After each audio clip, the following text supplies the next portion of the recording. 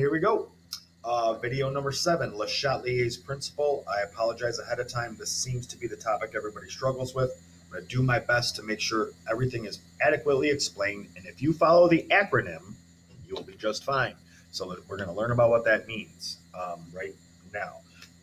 We can manipulate the rates of, we can manipulate an equilibrium, even though the rates are equal and the concentrations are constant. We manipulate it by stressing it. So the cool part of equilibriums is this dynamic nature. It can be shifted by adding more reactants or removing products or changing temperature or changing pressure. And what's cool about Le Chatelier's principle is it says that once this thing reaches equilibrium, the magic happens and it wants to go back to equilibrium. It wants that. These equations or these reactions crave it. So if I stress it, it will. It's like that old saying in physics, and it's a law.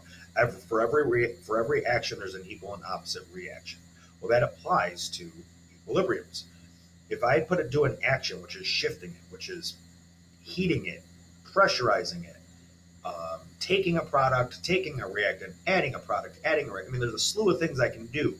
If I do any of those things, the actual reaction will right itself to regain equilibrium. So the stresses include adding or removing products or reactants. There's 4 things there.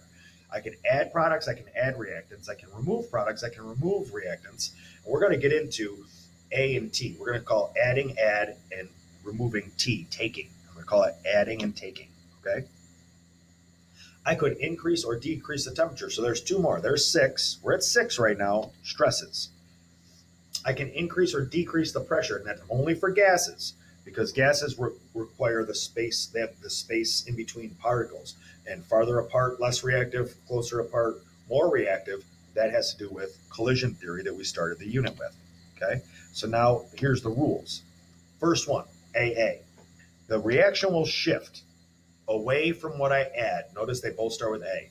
The AA means away from what I add. It'll shift away. So if I add a reactant, the equation is going to shift away from reactants. Away from reactants is towards products, right? Then TT. I'm going to shift towards what I take. All equilibriums will shift towards the chemical that is taken, and I'm going to treat heat as a product or a reactant in this whole thing, right? Pressure is the only time things get a little crazy. So as long as there's no gases involved, AATT works. That is the acronym. I'm going to shift away from what I add towards what I take. If you need to write that on the top of every paper, I'm okay with that. AATT. We're going to follow it, okay? And then concentration. This would be adding or removing a chemical to shift it, and it will shift according to AATT rules, away from what I add towards what I take. I can deal with concentration. Temperature. I'm going to treat heat as a product or a reactant in all cases. Okay, so if I see heat, if I see a number of kilojoules, that's heat. If I see the word heat, that's heat. If heat is on the reactant side, it's endothermic. If heat is on the product side, it's exothermic. I don't know if that's in this video, but you're going to want to write that down somewhere. It's another piece that we need to understand. Okay, pressure. Now this one is not AATT. This happens with these are still just dealing with the stresses, so we'll get into what happens after. Increasing or decreasing the pressure on the system will shift the equilibrium only for gases. Let's see if it tells us what the rules are. It does, good. So increase the pressure will shift towards the side with fewer moles of gas. Okay, so if I have the space and I pressurize it, the pressure is going to make it go smaller. So now do I have room for more things or less things? Less things. So I go with the one that has less moles, okay? And if I decrease the pressure, make it bigger, now I have room for whatever has more moles. So literally, I'm just going to add up the coefficients on each side. And if I increase pressure, I go towards the side that has the smaller total coefficients.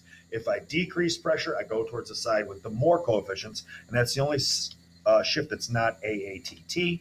Okay, the direction of the equilibrium can be shifted. So that's what the AATT is showing me. I want you to figure out which way it's going.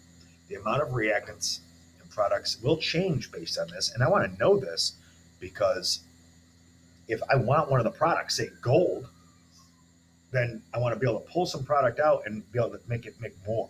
See what I mean?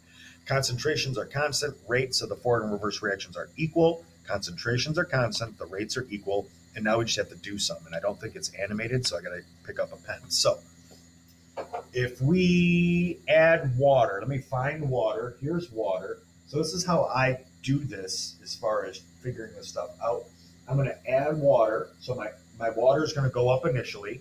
And then my rule is AATT. I'm going to go away from what I add. Well, that starting line is here, right? I'm adding a product, so I'm going to shift away from products, which means I'm going to shift towards reactants. So if we add water, the equilibrium will shift left.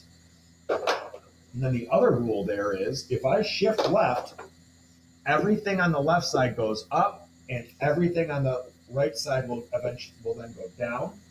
So that says in the concentration of NH3, find that NH3 here. So that's going to go up. So that's how this works.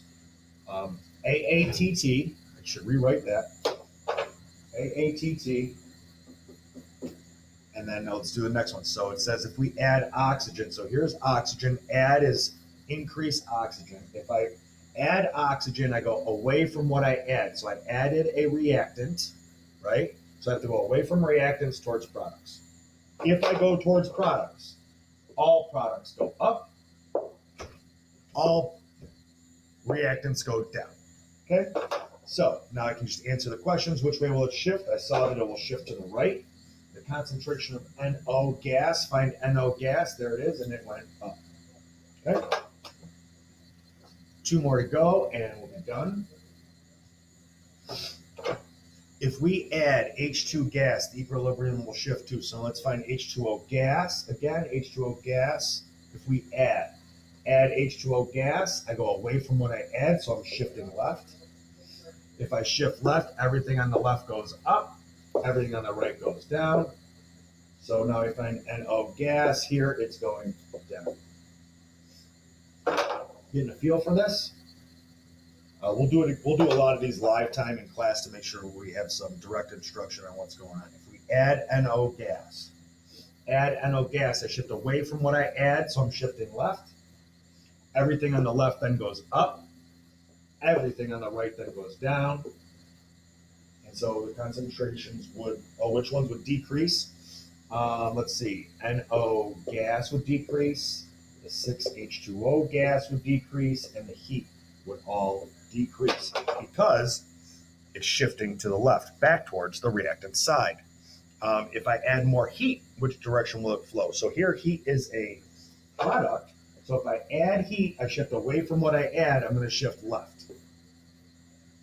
And which will decrease and which would increase? Well, guess what? If I shift left, all of these go up, all of these go down. Okay? So I want you to write that out. I want you to write that out in words. Just because I didn't write it out in words doesn't mean you're not writing that out in words. So write that out in words. More pressure.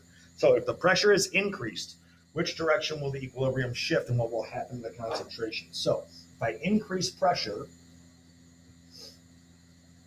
this one is a gas aqueous problem. So if I increase pressure, I'm going to go towards liquid. If I squish it, the gas is going to react and go towards liquid. This is more phase. If the pressure is increased, which direction will it shift? It will shift to the right. What will happen to the concentration of aqueous solution? If I'm shifting to the right, that will go up. Products will go up. Okay. If pressure is increased, which direction will the equilibrium shift? What will happen to the concentration of CO2 gas? Okay. Well, I'm still going to shift to the left, but now the gas is going to go down. We just did that. The opposite. If the pressure is decreased, which way will I go? I'll go towards the gas. If I have more room for more gas, it'll draw it right up. So I'm going to shift this way. The aqueous then will go down because that's on the product side. And the opposite's true going to be here. It's going to go like this and like this. So this one's phase. I really don't like it. I wanted one with moles. Let's see if there's a moles one next so we can learn how to do moles. But we're done. So we'll get into it more live in class. There's a lot of practice. I want you to take your time. I want to make sure you understand the practice. And with that, see you.